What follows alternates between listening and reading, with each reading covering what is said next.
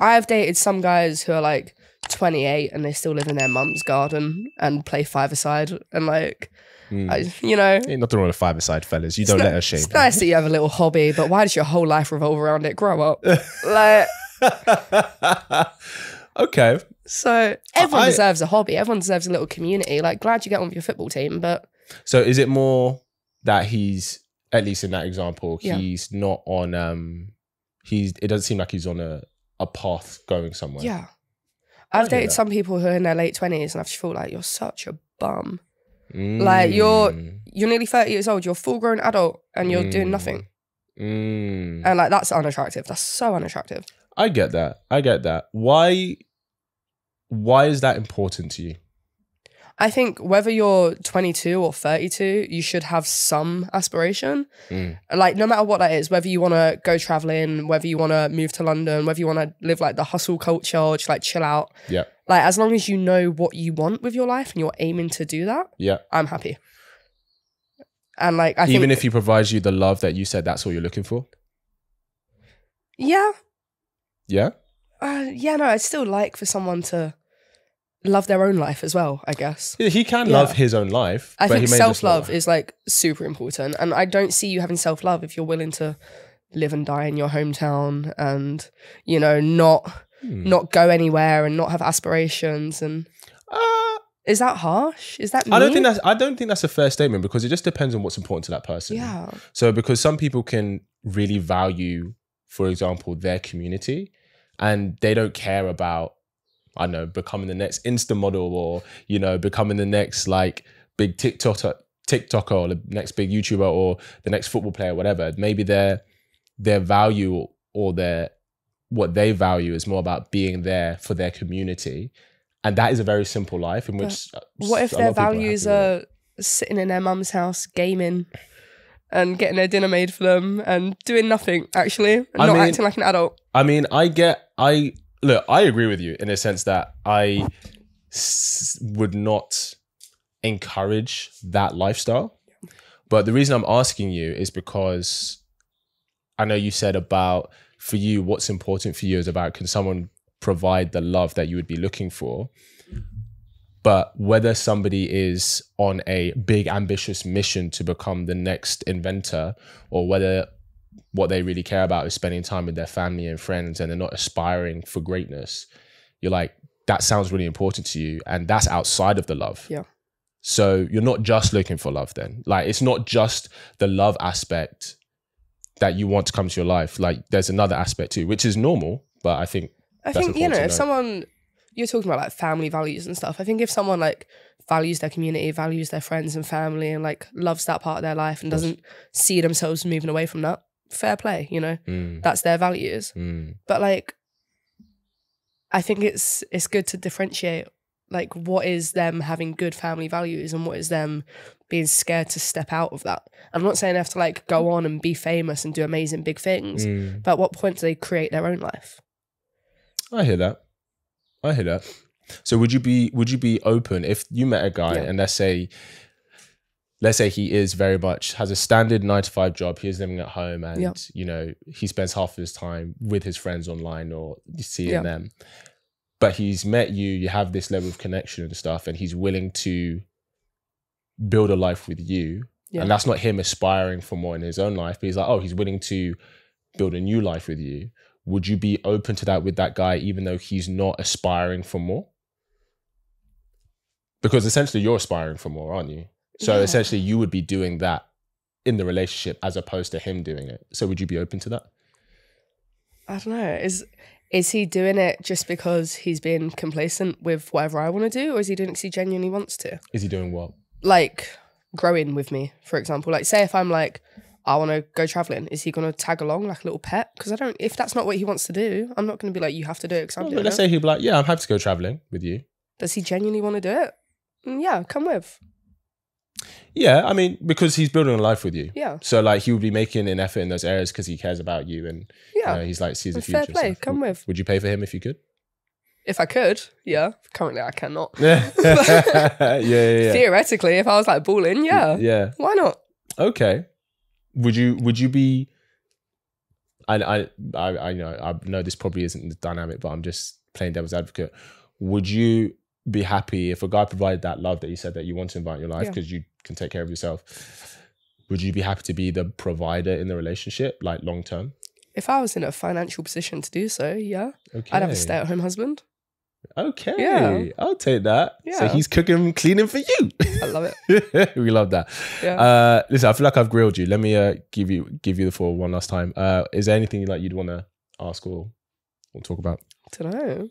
Like what? Is there anything? Give me some prompts. Is there? What's one thing?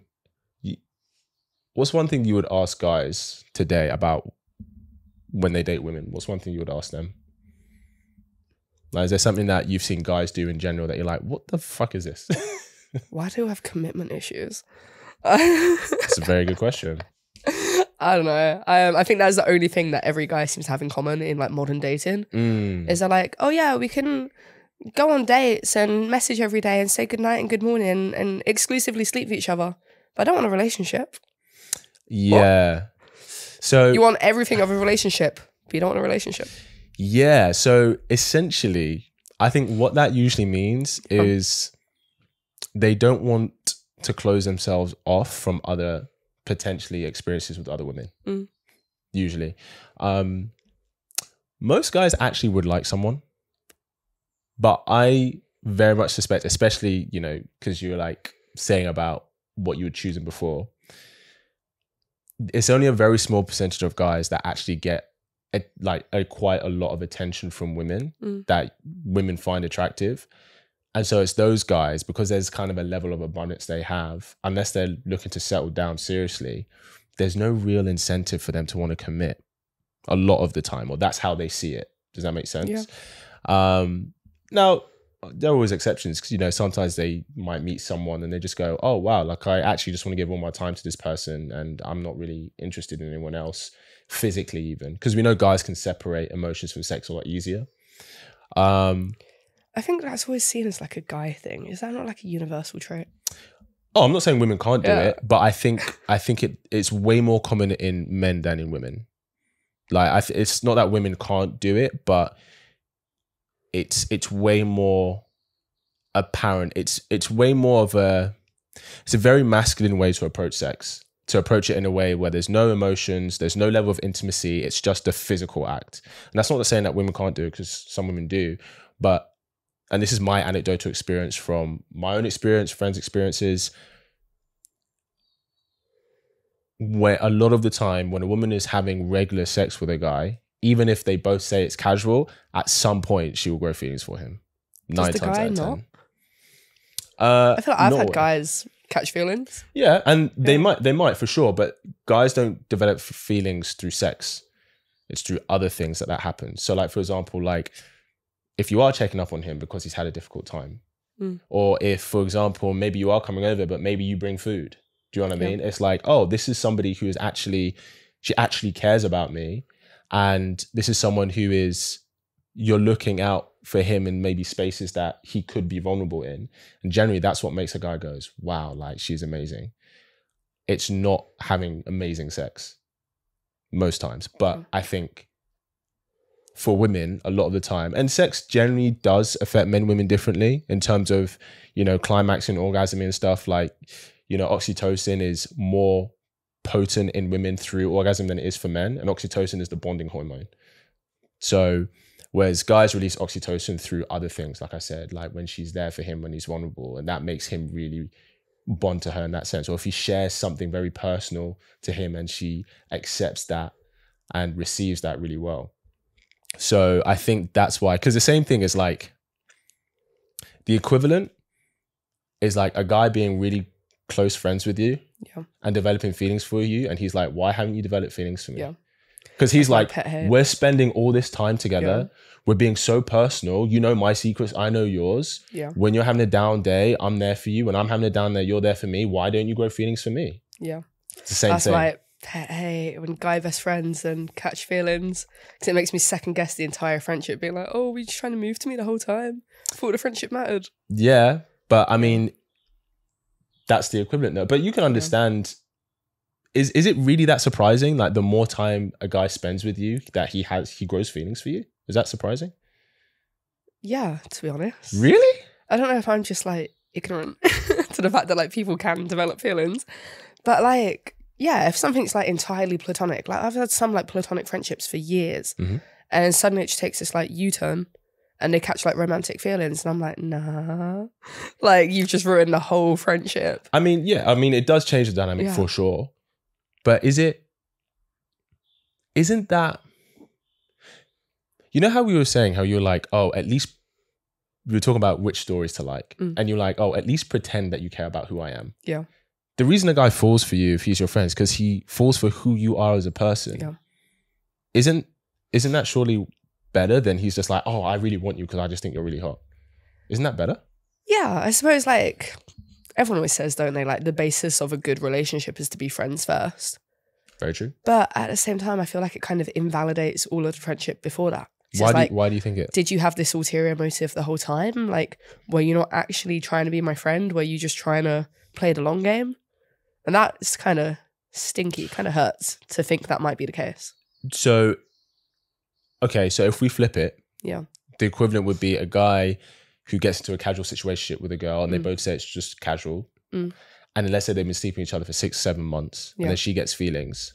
But that's a situationship that has the basis of sex. I'm talking about like pure platonic nothingness. Yeah, but what do you think is more valuable and important?